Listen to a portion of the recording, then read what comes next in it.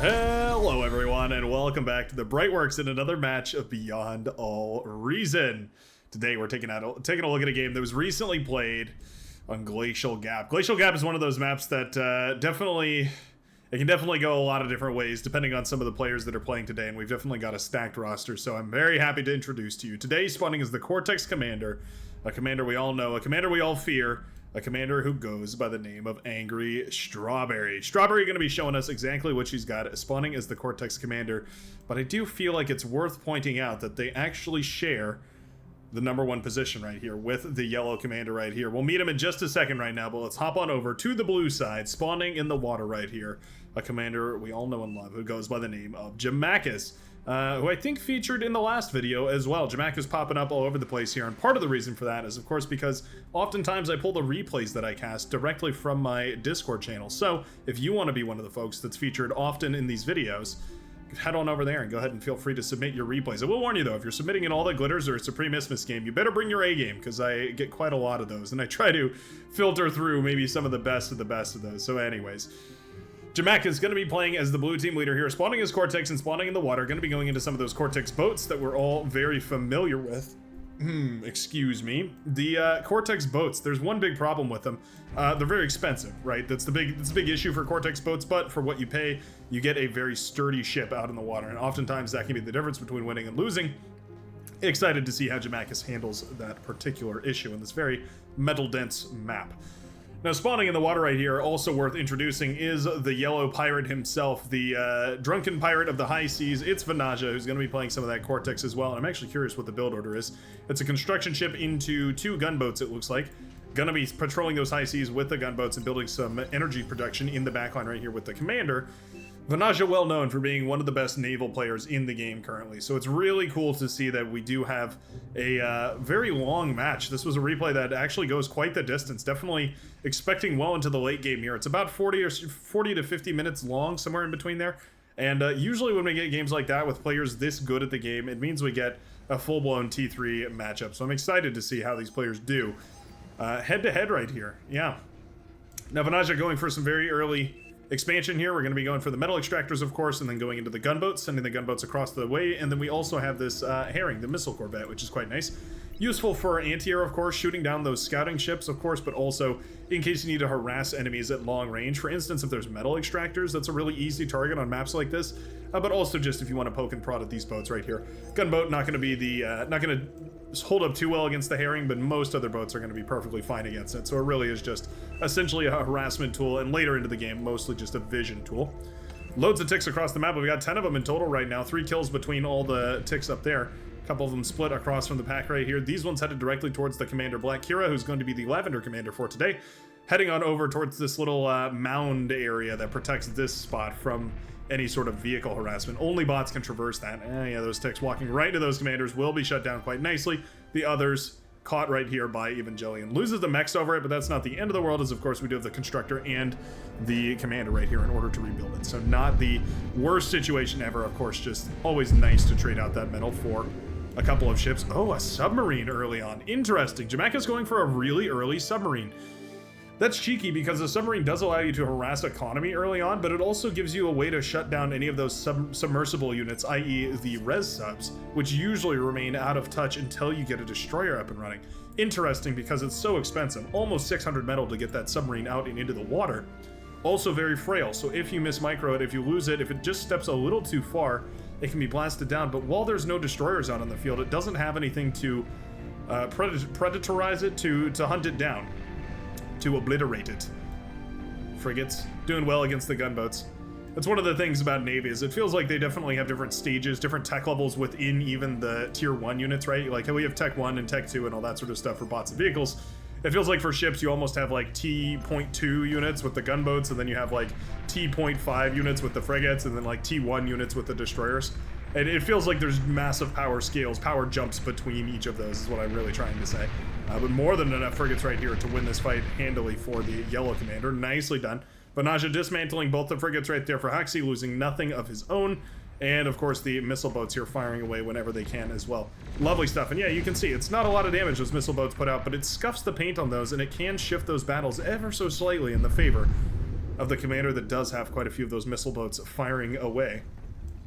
2 air players, 1 apiece per team. We have the purple commander. It's going to be Cannibal playing as the air player for the blue team. And of course, we have X-32, the hot pink player, going to be playing as the air commander here for the red. We have transports headed around all over the place, and we have Strawberry making a very aggressive push up to the front line here. Gonna go for a forward bot lab and also the geothermal. Not bad, as of course that geothermal provides you with quite a lot of energy early on. It can be one of the ways to jumpstart your e-scaling adventures, because you usually have to do this sort of thing where you go for some fuse or some advanced solar panels, pardon me, you get some wind turbines, kind of bounce back and forth between those two until eventually you have enough. Strawberry, talented enough to go for both at the same time. Definitely something that I would advise against if you are a a lower true skill noob like I am, and I'm sure many of you are, because managing all this without e-stalling and without accidentally overflowing tons of energy and metal, it's very difficult to do. Strawberry, however, definitely with the APM and the game sense to do it. Expanding forward right now, trying to capture these metal extractors. I will say Evangelion, as well as his partner here, Baika, both pushing forward very nicely, capturing these metal extractors with the constructor and the commander, continuing to support this front line right here and promote a little bit of aggression. Black Kira going up against Sacro Imper, Sac Roimper, I'm not entirely sure. The maroon commander here, who did manage to actually scuff up that commander quite nicely. The lavender commander down to just 42% HP now, just from jumping within range of those LOTs. You can see this one with silver bars at this point, feeling quite nice.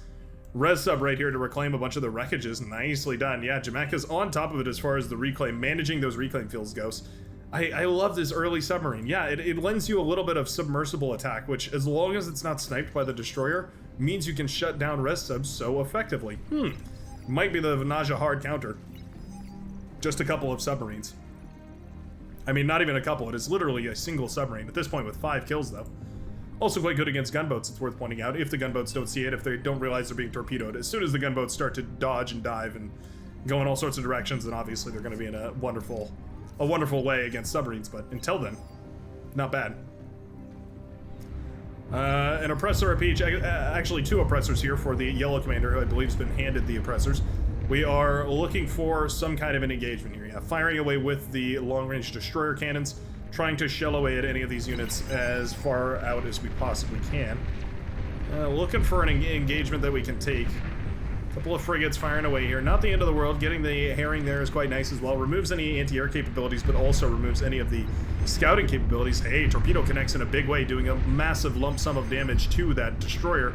Wow, and just like that, that fight goes well into the hands of the blue commander, Jamakis. Nicely done with the assist right here as well from Haxi, sweeping those frigates in from the side, using them to clear out some more of those boats, and doing a wonderful job of maintaining control over this. And this is exactly what the submarine is for.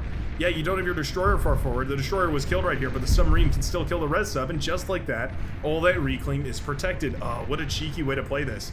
I like it. I like it a lot. If you have the potential, if you have the APM, right, if you have the actions to focus on getting a whole bunch of those submarines focused on the res subs, I think it's a really powerful play.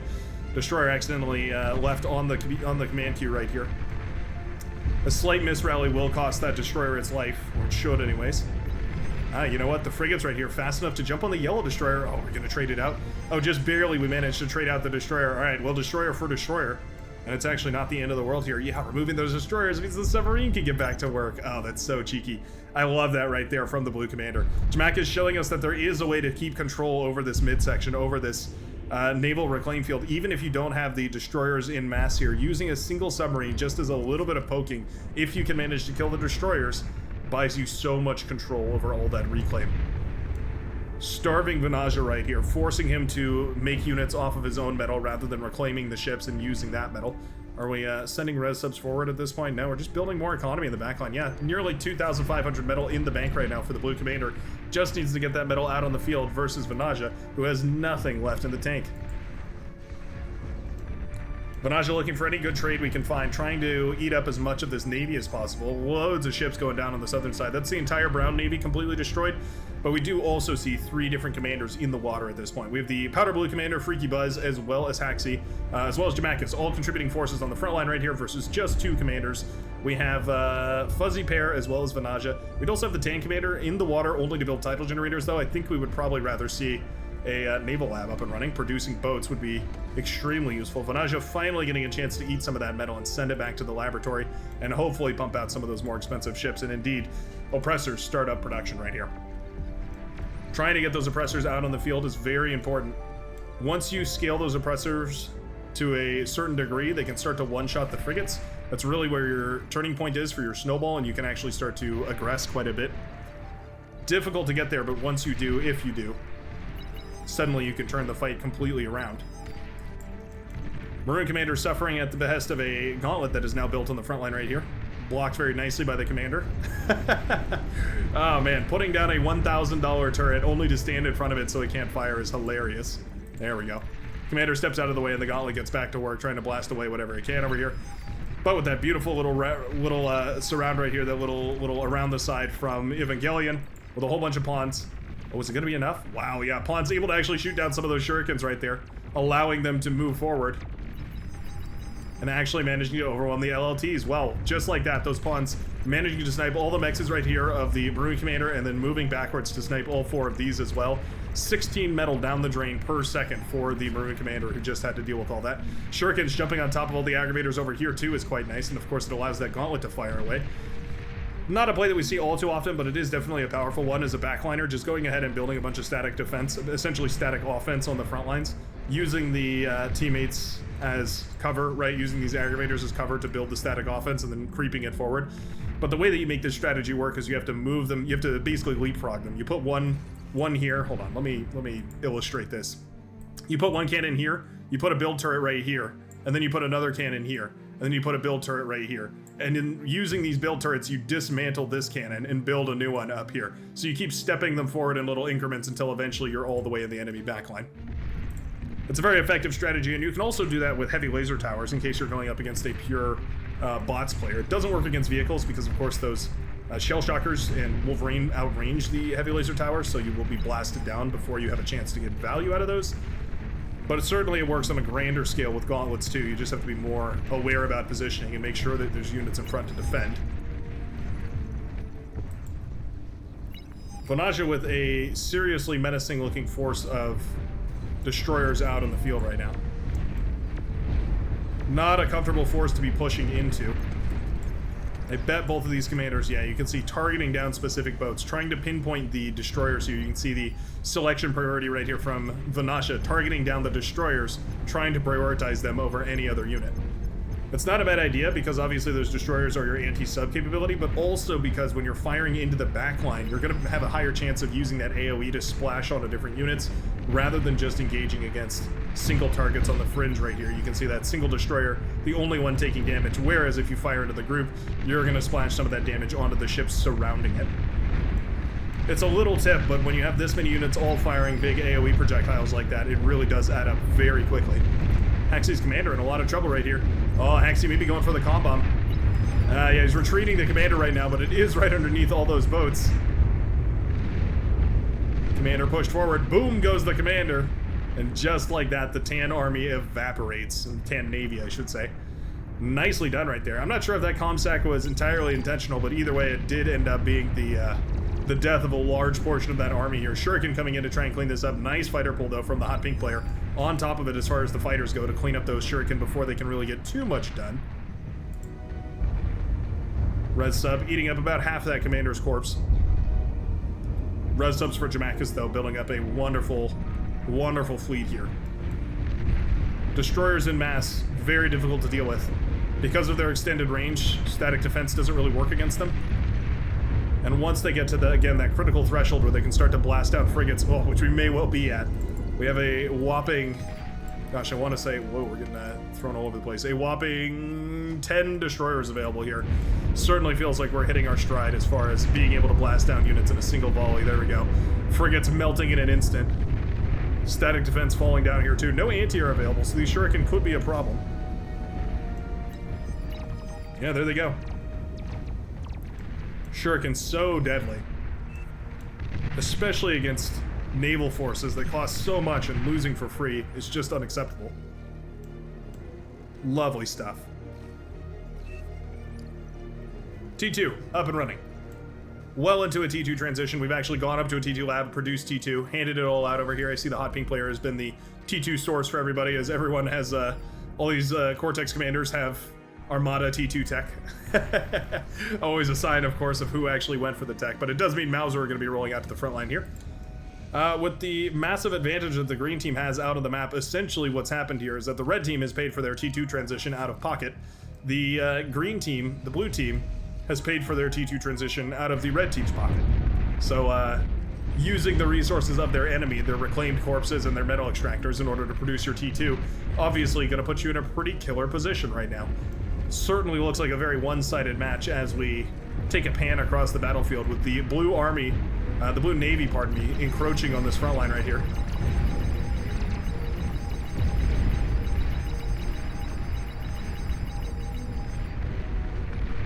Are we done? One more. There we go. Fighters pulled against the Shuriken. Obviously, Jamaica's uncomfortable with those Shuriken in the air. Not willing to lose the entire Navy fight to a couple of those Blade-Wing paralytic drones, but quite an excessive pinging right there. At the very least, the Purple Commander was on top of it with the fighter pull, but superior air forces here from the Hot Pink Commander will mean air superiority maintained over the high seas for now. The Shuriken did get blasted down, so we'll need replacements if we want to continue with that strategy, but we've already got anti-air boats included in the mixture right here for Jamaica, so I'm not sure if it's really going to be all too worth it to continue trying to fight that with air forces. Bedbugs moving on the northern side, that's always a desperation throw to me. That's kind of what that says, is like, I am out of ideas, I'm just going to go ahead and throw some bedbugs and see what sticks. We have the T2 lab and we're overflowing metal right here. I feel like starting up a killer economy wouldn't be the worst idea. There we go, fusion reactor starts up. Yeah, I think that's the right idea. Go for a little bit more of a tech investment since already your front line is so well secured right here. Bismarck's beard, the green commander here. In fact, the entire blue team can feel pretty comfortable on this front, although, yeah, that T2 is slowly encroaching. The Mauser pushing forward, shot by shot, slowly blasting down that T1 static defense, but as soon as that T1 LLT defense falls, the Mauser can creep forward just ever so slightly more. The Gauntlet's still going to be an issue for a lot of these T2 bots, but the T2 vehicles have plenty of tools for dealing with them. Plenty of units that are fast enough to just ignore the Gauntlet, and plenty of units that are long enough range to outrange the Gauntlet. Lightning tanks having a wonderful time against these Pounders here. Pounders trying their best, but they're antiquated technology for a battlefield that has long since out-evolved them. T2 shelling away at them from long range and having a grand old time dismantling them from the safety of all the way back here. Pawns running forward. Valkyria not paying attention. Gunslingers with the snipe on the commander right here.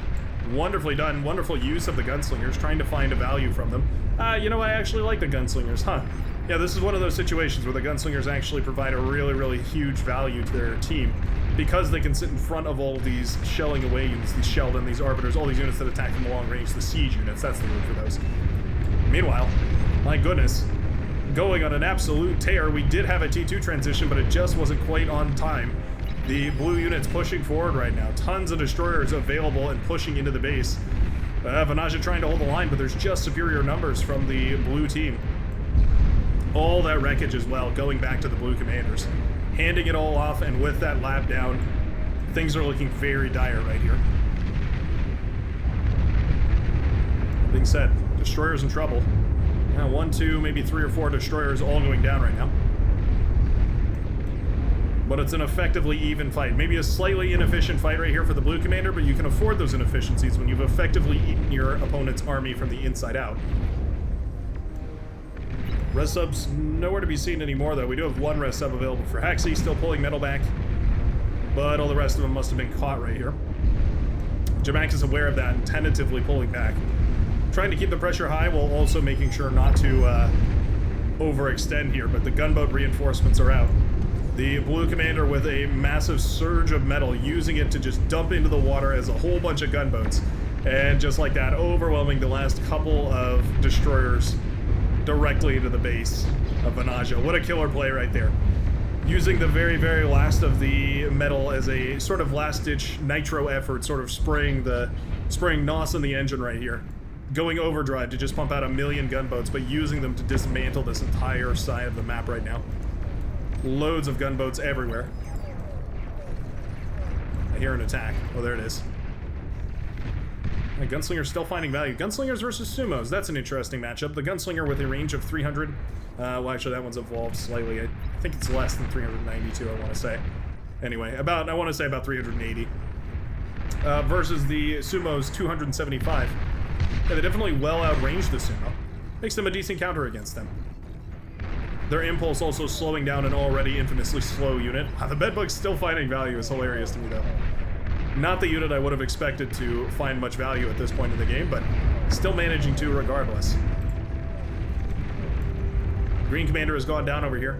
While the gunboats are swarming the base over here at Vanaja, trying to blast down what remnants of this once naval captain there still remain. And torpedo bombers trying to get in on the action here as well, but all of the production is down. The last lab fall, and the red team be in dire straits. Oh, interesting. Strawberry going for a little bit of a change of pace here. After pushing back this front line so heavily, Commander Zod in a little bit of trouble here, the resurrected commander of Commander Zod.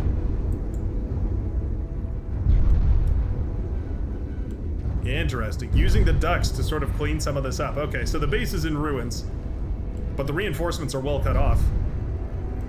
The production is no longer underway.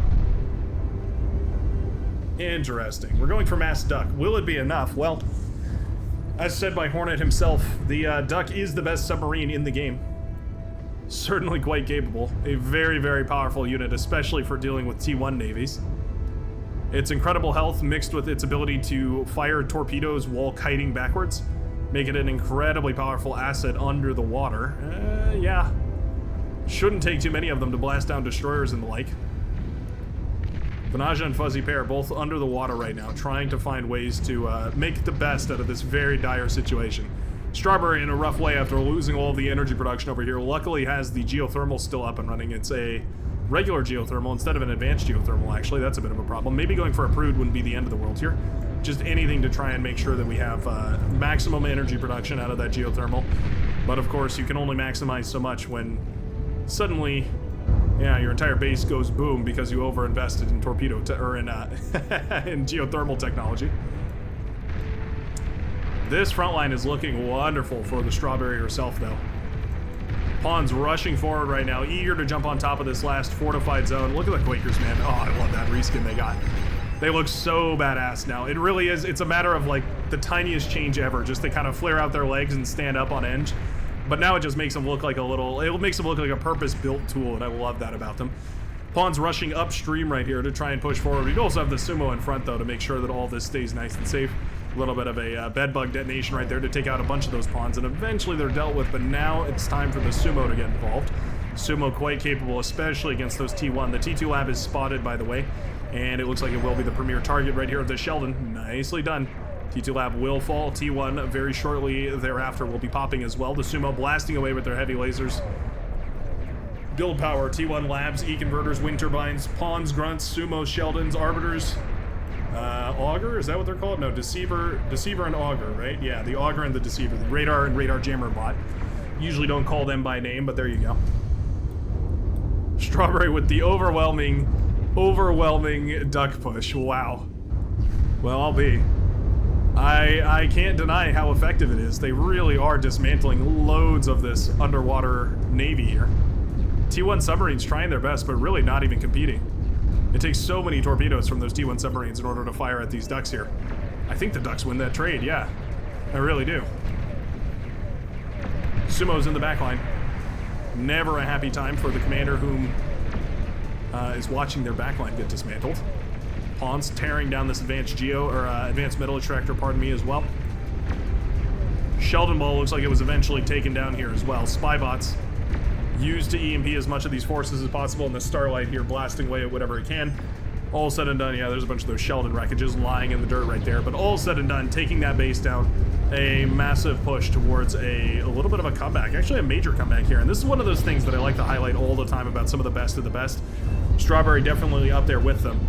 Is that they managed to get their metal extractors back up and running. Commander Zod doing the same thing right here. You can see rebuilding the metal extractors instead of just taking the zone and then leaving the mexes behind. It's one of the reasons why recapturing or resurrecting commanders or just keeping your commander alive in general is so important. You can use them for tasks like this where you need those mexes up and running but don't necessarily want to overextend with the unit.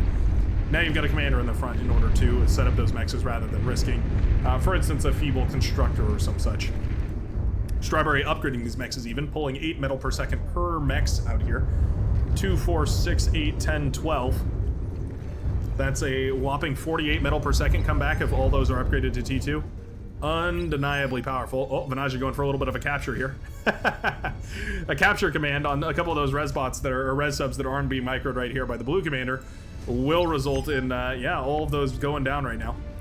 I don't believe these have underwater vision, actually. Oh, they do. Okay. Just an APM failure right here from Jamakis, who's probably much more focused on trying to defend against the ducks. Yeah, mass duck. Now dismantling the Navy over here. What was that? 5? That was 6 damage. 6% damage on one of those destroyers per torpedo. Unreal. Buccaneers here. Effectively meant to be the hard counter to this sort of a thing. Actually struggling quite a lot.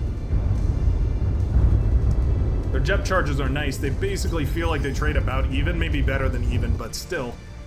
Fighter pull on the southern side. Oh, no bombers though? Oh, interesting. No bombers here. Okay, well, we kill some of the scout planes at the very least. That's not bad. Why did we pull these fighters, I wonder? For all intents and purposes, I'm not entirely sure. Scorpion turrets in base right here, trying to defend things. The Starlight's also making a convincing case not to push in that direction. Large Sumo, Arbiter, and Mammoth Ball up here on the northern side. Trying to lock down this little choke point right here. And doing a damn good job of it. Very nicely done. The red team now commanding a economic advantage. No, they aren't. Never mind. Dependent upon reclaim right here, and large swaths of that reclaim are going back to the Cyan commander. But the blue team with a slight economic advantage. All right, boats pushing forward once more. Vanaja's commander having a little bit of a dyslexia moment there. Vanaja's commander will be blasted down right there as the Buccaneer push forward. Tons and tons of forces continuing to maneuver forward. But you know what? The Ducks are hot on their tail. The Ducks maybe not the fastest at blasting down these units, but certainly doing a good job. An efficient job, you could say. Looks like about 6% on one of those Buccaneers here as well. Our Ducks, the unit that can really do it all. They're not fabulous on land, but they certainly can attack on land, which is better than most amphibious units.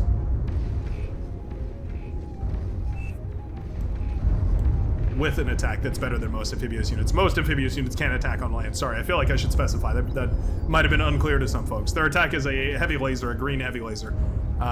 It's not bad, but it's definitely leaving a bit for want, especially compared to other heavy laser sources, like, for instance, the Buccaneers themselves, or things like the Bulwark. Pulsar's offshore. Very nicely done. Salamanders. Oh, interesting. Jamak is having a little bit of a pivot into an aquatic lab at some point and producing a ton of salamanders to fight back here. What an interesting change of pace. Also building a seaplane lab in order to go for a whole bunch of bats. Trying to outswarm the opponent's air forces here. We do also have a capital ship. It's a Black Hydra up and running, and it's heading directly towards the middle of the map. Is a single Black Hydra going to be enough? We already have these Ducks tearing apart battleships. Black Hydras with no anti-sub capabilities means, of course, that the Ducks are still going to ravage it. Yeah. Huh. I'm not sure how well it'll work. Mammoth stepping forward here. Yeah, a perfect surround on that Mammoth, and it'll be blasted down in record time. Falling to death right there by the Maroon commander, who probably just forgot about it and was not paying attention. Spybot on the front over here. Looks like some big explosions. Might have been a scuttle explosion or some such. Strawberry continuing to scale the economy in the backline, by the way. Handed over a bunch of this to Vanaja here. Oh, that's a nice little play. Yeah, handed over the hovercraft lab here to Vanaja in case they wanted to rebuild at this point. Very nicely done. Essentially the entire production center right here for the Red Commander. All moved to the forward position. Nice scout right here, nice read in order to go for a couple of shield generators. It takes a lot of map awareness to be aware of that fact. The Red Commander, unable to actually see that capital ship, but of course able to see the projectiles that it fires across the map. The devastating projectiles that it fires across the map. This Navy in full retreat after realizing that there is about 50 or so ducks in the water right now headed directly towards them. Again, ducks, maybe not the most dangerous unit across the board, but certainly in the right application, and this is exactly the right application, very, very dangerous, because you're going to hemorrhage metal no matter how you try and fight them. Predator subs, my goodness, Predator subs melted away right there. Beautifully done by the duck. Our ducks, the best unit of all time. Waddling their way undersea, man, they do look pretty funky, don't they? Spraying their torpedoes out of their schnozzles directly into the face of the entire Navy right here. Just going on a rampage, yeah. Torpedo launchers? What for? The ducks taking, my goodness, taking 2 shots, it looks like, from the advanced torpedo launchers in order to bring down. That means you would need an absurd number of advanced torpedo launchers in order to shut them down effectively. Advanced torpedo launchers costing 1,000 metal apiece. Very, very expensive. Yeah, no Navy wants to engage against this. It's just too expensive. The ducks just do too much value and they don't die quick enough to engage against this. You're just going to lose units. So nobody actually wants to write up and properly engage against these ducks. What a strange position to be in here, having effectively won the naval lane twice over, and now losing it to a spam of a single type of unit. It's the duck, ladies and gentlemen. There were rumors of a advanced T3 unit in development. Scavenger forces were apparently working on the goose, the mother goose. Apparently a T3 version of the duck, scaled up to monumental proportions. Probably just rumors from dissident Cortex factions and whatnot. Maybe Legion engineers were going crazy one day or some such. There's a little taste of the heavy laser beam that the ducks fire off. Oh, wow, yeah, capital ship firing away over here. Cutting off the ducks before they get into the water. There's a nuke intercepted right in the middle of the map, by the way. Yeah, cutting off the ducks before they actually get in the water makes a lot of sense. They're much more powerful underwater than they are out of the water. Strawberry in a lot of trouble here, by the way. Oh, geothermal. Under fire. Boom goes the geo, and it takes down the commander standing right next to it. That opens the line right now, and suddenly, Strawberry in a very precarious position. This T2 lab out and exposed right here. Tons of build power available, but that lab is not under any shielding whatsoever. Yeah, the ducks are powerful, but without them in the water... Oh, the Orange Commander's building ducks, too. Everyone and their mother is building ducks. It's duck warfare. The base of Haxie completely eliminated over on this side.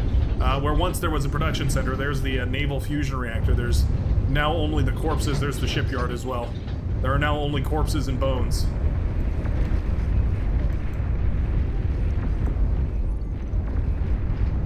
Ducks under the seas, blasting away now at the anti-nuke vehicle, anti-nuke vessel.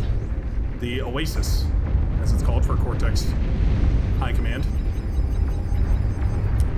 This composition, suddenly quite nukeable.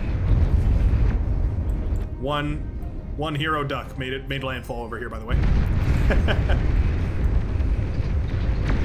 These boats still looking for opportunities wherever they can, but not able to find all too many. At this point, we now have 2 Black Hydras up and running, and it compounds the devastation they can wreak on shielding technology, so I wouldn't mind seeing more of those up and running. More shields all over the place. This northern side is falling here as well. Pitbulls to blast things down is quite nice, but we really needed that pulsar yesterday. Yeah, Pitbull's not going to fare too well against the Mammoth right here. They can actually outrange them. They can outrange their line of sight, I do believe. The T2 lab has been destroyed. Resbots trying to patch up as much of this economy as possible. Not bad. Capital ships shelling away at whatever they can in the backline here. Targeting the geothermal, but there's plenty of plasma deflectors to redirect those shots in a safe, quote-unquote, safe direction. It's towards the Maroon Commander. I'm sure the Maroon Commander's definition of what that direction would qualify as is quite different from safe, but to each their own, I suppose. Resub's resurrecting the mexes over here. What a cheeky move right here from Vanaja. Clawing to life in this game, bringing themselves back from the brink of destruction more times than you can count. The resurrected Amexes here, funneling metal directly back into the yellow economy. Lovely stuff. Yeah.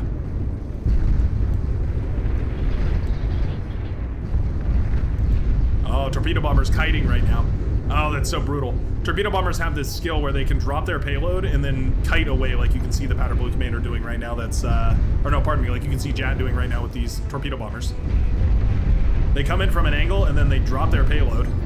and then they swerve out into the other direction, and it means that all those torpedoes go into a boat, but the anti-air actually has no way to fire at them.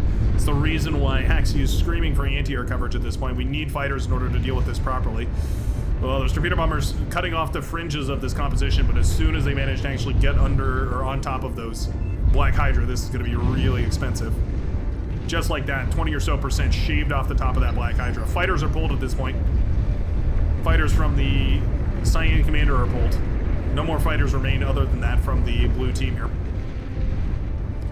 Yeah, fighters on retreat, not going to be able to do all too much, and all said and done, it does look like it's going to be the red team that maintains aerial superiority over this entire composition. No matter how good your navy is, if it doesn't include 1,000 anti-air ships, then air is always going to win out. Torpedo bombers are just too powerful. Ducks under the water, though, also causing such an imminent threat. Oh, I love it. What a beautiful way to try and come back into this game. Destroyers going up against the Orcas here as well. Orcas, the T1 submarine. It's not an efficient fight, but when there's this much metal lying at the bottom of the ocean, you can harvest all of it. Doesn't really matter how efficient you are in sum total. Yeah, about 20% shaved off that capital ship right there from just the single volley of torpedoes from this torpedo bomber fleet. The Pulsars out here firing at all these boats as well, doing a great job of blasting them down. Pulsars are great coastal defense. Because they can outrange everything save for the capital ships, they end up working quite nicely at a lot of this. Oftentimes they end up catching capital ships too, just because they roam within range. There we go, torpedo bombers continuing to connect. So disheartening to watch your boats die to torpedo bombers launching volley after volley here. That's 1,000 metal apiece down every time that these torpedo bombers fire. It's 600 metal into the enemy's hand. That's another metric of thinking of that.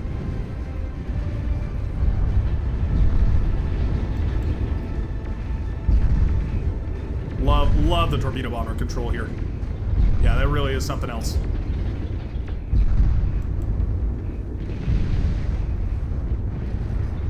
Saving Venaja once again. Single Buccaneer has made it in the backline, though. We do have to be careful of that. Venaja cloaking the commander to keep it safe. The Northern Highlands now supported by a couple of Karganeth over on the high ground. I don't mind it whatsoever, but of course those Karganeth can sneak up into this cliffside and pop up on the other side. There's, wow, my goodness, quite a few Starlight over here. 14 Starlight in total. Very, very expensive fielding those Starlight, but they are damn near unapproachable. Pulsar blasting away a bunch of these boats. Wow, the capital ships are pushed back. Strawberry definitely breathing a sigh of relief to have those capital ships forced off of the line here, trying to fire at that geothermal. Had that advanced geo popped here, I think it would have been quite a devastating loss right there for the Red Commander. Certainly losing a whole bunch of the E-converters here. In fact, losing, yeah, basically, I mean, probably even the advanced fusion reactors. They would certainly be weakened, and a lot of those plasma shields would be drained, meaning, of course, that the shields wouldn't be able to sustain themselves. Essentially the collapse of this entire front line here. Being held together by massed duck spam. Who would have thought it? The Orange Commander's economy, up to about 100 metal per second. Certainly could do with investing a little bit into continuous growth. We do have fusion reactors coming up in the backline, so that's actually quite nice. This is what we're looking for, though. The mass advanced fusion reactor spam, essentially. Sumo is trying to engage against the Karganeth here. Obviously not a good trade for them. Karganeth devastatingly effective against even those big single heavy targets.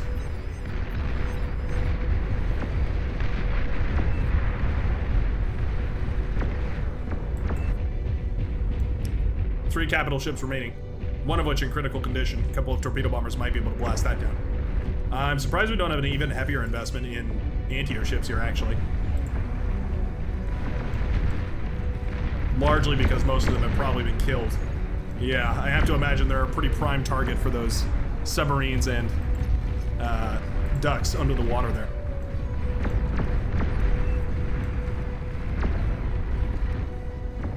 More Predator submarines coming up right now for Jamakis, trying to continue to lay around the pressure.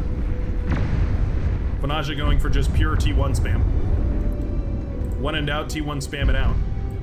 Resurrecting as many boats as possible to put out on the front line. Not bad.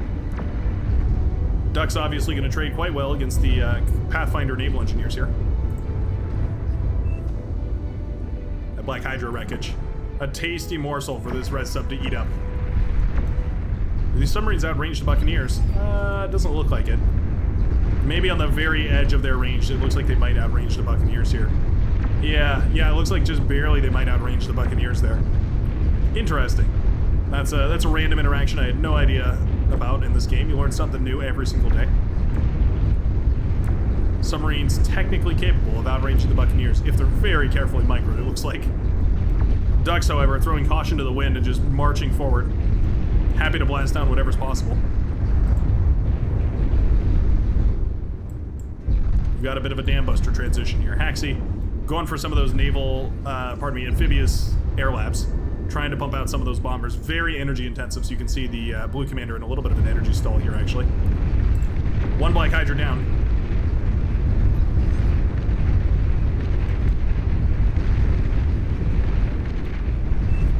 Forcing these Black Hydras back, it just relieves the pressure from Strawberry on this front. It's necessary in order to make sure that Strawberry can continue pushing forward. These units on the northern side appear to be finally making a move. Starlights have been brought around. Oh, nice spybot connection right there. Connects with the whole swath of those Karganeth. 4 Karganeth and Shiva knocked out of commission right there. Starlight's now more than happy to move forward. Oh, another beautiful spybot connection. Oh, that hurts so badly. Yeah, watching those spybots connect and then those Starlights just dismantle all of this is so painful.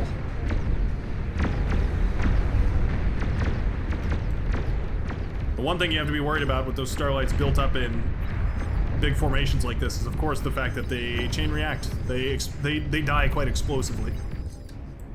Whoa, big air pull. Big air pull on the southern side. Loads of bombers coming around. Hot pink fighters moving to engage. Eager to shoot down as many of those bombers as possible. They're going to be protected. Yeah, we actually do have the fighters to protect them. Hey, not bad.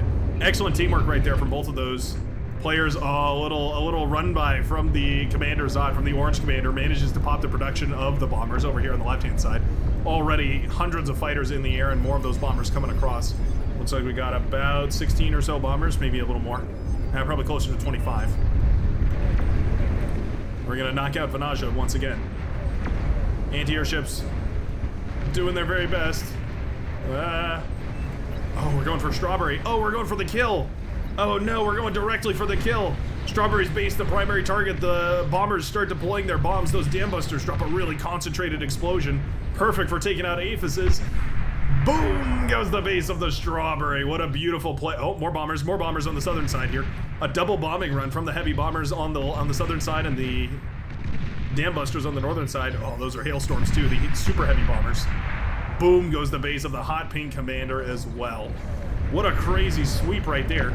Suddenly the bombers making the difference right here, bringing this game back into line. The blue team now much closer in economy than they once were. Push on this northern side, a whole bunch of Karganeth moving forward over here. Bomber's still available on the back. No, it's shut down. Karganeth's still up on the hillside here. You know what? They have their anti-air missile. Yeah, a couple of Wasp gunships, not really going to be enough. You really need dragons or maybe just a bunch of bombers in order to shut this kind of thing down. The spam is overwhelming the defenses here, though. They haven't really gotten to the LLTs, though. Those LLTs should be more than enough to hold. Titan available on this side. Oh, Marauder have been produced, though, and sent to the front. Bunch of nuclear bombers available here as well. Oh, looks like we've been nuclear bombing a while. Yeah, boats have shut it down quite nicely. Oh, what are these Marauder up to? Cheeky Marauder. Oh, the Ducks got into the back line. Oh, no. The Ducks that managed to sneak all the way through, they popped the base over here of the Cyan Commander, and then they now have popped the build power over here of the Blue Commander. Jamakis and Haxie both losing bases to the same group of Ducks right here. Are Ducks potentially the best unit in the game? It's certainly looking that way. Marauder certainly in the running for the contest as well, though, as they pop out of the water and start dismantling this base rapidly. Wind turbines, E-converters, advanced metal extractors, all of it's forfeit. As soon as the Marauder cannons start unloading their rapid-fire payload, fusion reactors here, just about to pop. Scorpion turrets, quite good against Marauders, actually, just unfortunately not good enough to stop 20 of them in your backline all of a sudden. E-converters down now, and the advanced fusion reactors in trouble. I don't think we need to lose all these. Well, okay. Either way, taking down those advanced fusions definitely cripples the economy of the southern side here. Meanwhile, Karganeth on the northern side still continuing their push. Even going for the D-guns here. Oh, just barely missing that Karganeth. Fusion reactor. Oh, the fusion reactor does explode. Beautifully done. Karganeth all over the place trying to push in. Marauder have overwhelmed the defensive setup over on this side, and now they're leaking through to the main production bases. The build power is in trouble. The Karganeth, whoa, firing away at the Aphis. They don't do a lot of damage per burst, but they do a huge amount over time. Boom goes the Aphis right here, knocking out the lime green commander, the dragon, and the Karganeth. All of it pops, and just like that, 1, 2, and 3 bases completely taken offline. Not to mention the blue base, which is now dismantled as well, as, yeah, all of the build power has fallen here. The last-ditch effort, the Titan on the front line now, pushing forward. Okay. Dam Busters coming in as well, trying desperately to shut down that geothermal. Don't manage to get it. Well, that was a close one. They almost started to make their way into that. Titan here does take down the commander, but the last volley from those Sheldon will bring it down here as well. Nicely done, and securing a nice fortified, strong front for the red team. Production halted completely for Jamakis. No longer producing out of this T2 lab, no longer producing out of anything. Haxie calls a resign vote, and the red team is now looking stronger than ever. After losing the naval field multiple times over, being saved by the Ducks several times more than that. A back and forth push on the northern high ground and several different air raids, some of which including bombers and some of which not. It looks like the red team has managed to bring this one back. Wow. I mean, the Green Commander held 70% of this front line. I think it was literally up to here that the Green Commander had under their control. Evangelion as well as Baika, both holding the midsection tightly. But at the end of the day, if you don't manage to put that metal into an economy that can scale into the late game, sure enough, the enemy will take the victory. And indeed, this time, it'll be the red team who takes victory in this game of Beyond All Reason. This match concludes with several little run-bys, the Marauder popping multiple bases, the Bombers taking out a few as well, and the Karganeth sealing the deal. What a crazy back and forth. Thanks a ton for watching, and I sure hope you enjoyed. I sure hope you'll consider liking and subscribing, joining up on the Brightworks community. We've got loads of fun events coming up, including Bar Fight Night, which will be taking place this Saturday. I sure hope you'll sign up and enjoy. I'll be casting the games live on my stream, 12 to 4 PDT, and I hope to see you there. Other than that, though, I hope you have a great rest of your day or evening or mid-afternoon or wherever you're and whenever you happen to be watching this video, and I hope you enjoyed. Is there any other announcements I need to make? I don't think so. Hope you have a great one, and I will see you in the next one. Peace out, everybody. Oh, there's my laundry. Wonderful.